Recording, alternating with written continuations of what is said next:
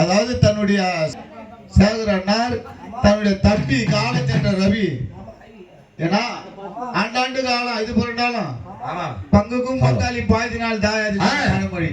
அதே மாதிரி தன்னுடைய தம்பி சின்ன வயதிலேயே காலம் சென்று விட்டானே, அந்த இல்லடத்தை தேடி நம்ம வந்து நம்ம தம்பியை மறக்க கூடாது, தன்னுடைய மாமியாரை மறக்க கூடாது என்று ரவி அண்ணாரையும் தன்னுடைய மாமியார் கோவிந்தம்மாவையும் சாலோக சாமி 4ஆம் சேர்த்து வைக்கின்றார். தெய்வமே